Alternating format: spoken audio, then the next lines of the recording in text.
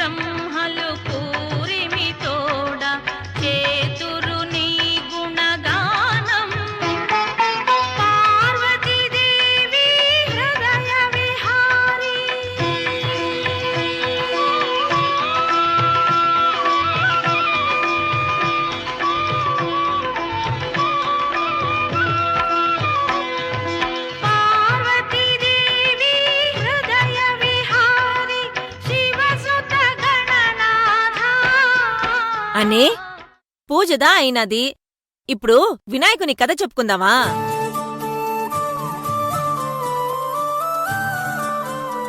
నేను చెప్తాను కదా.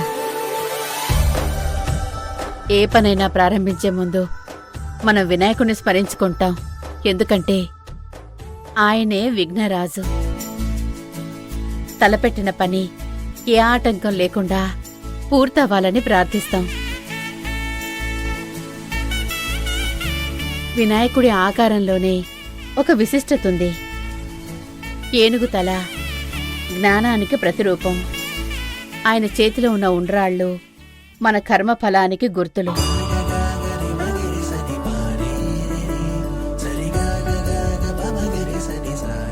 ఆయన భక్త సులభుడు. తల్లి మాట కోసం తండ్రినే ఎదిరించిన దీశాలి.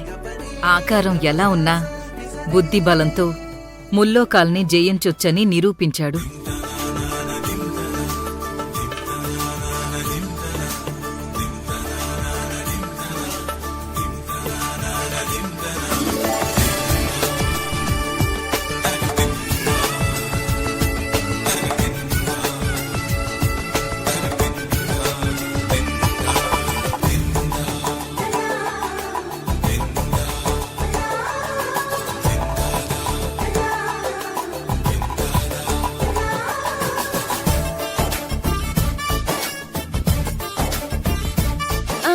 ఇప్పుడు నేను గణపతి శ్లోకం చెప్తాను.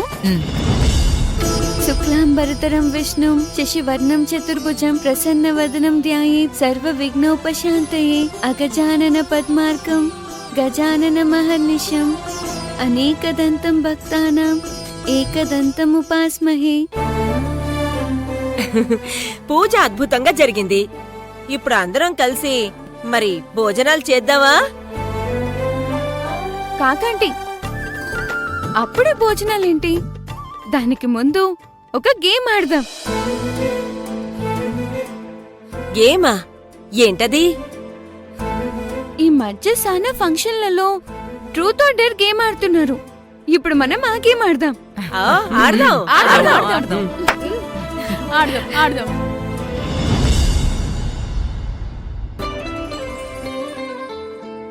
గంగా, ఈ గేమ్ రూల్స్ ఏంటి? సింపుల్ బావా. బ్యాక్గ్రౌండ్ లో ఒక సాంగ్ ప్లే అవుతుంది. అలాగే సేమ్ టైం మనం ఈ బాల్ తో ఆడుతూ ఉంటాం. మ్యూజిక్ ఆఫ్ అవ్వగానే ఈ బాల్ ఎవరి చేతిలో ఉంటే వాళ్ళ మనసులో మాట చెప్పాలి, లేదా 10 గుంజలు తీయాలి. రెడీ? స్టార్ట్.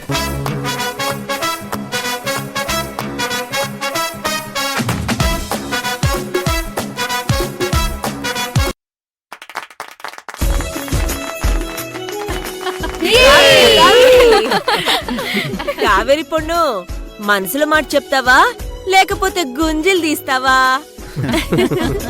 చెప్తాను.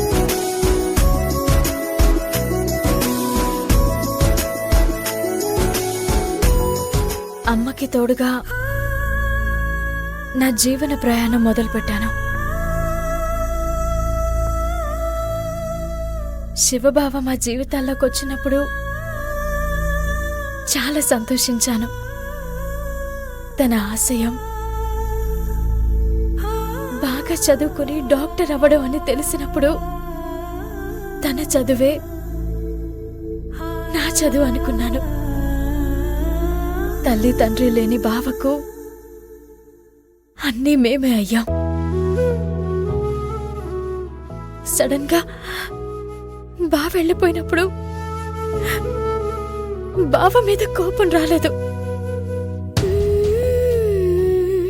అమ్మని చెల్లెని ఎలా చూసుకోవాలా అని టెన్షన్ పడ్డాను. గంగని బాగా చదివించాలనుకున్నాను. ఆ టైంలో మా జీవితాల్లోకి దేవుడు బాబొచ్చాడు. ఆయన గంగని రక్షించడమే కాదు, మాకు అండగా నిలబడ్డారు. ఆయనకి భార్యనవ్వడం నా అదృష్టంగా భావించాను. ఆ ఇంట్లో అందరూ నన్నెంతో ఆదరించారు. ముఖ్యంగా మా అత్తయ్య.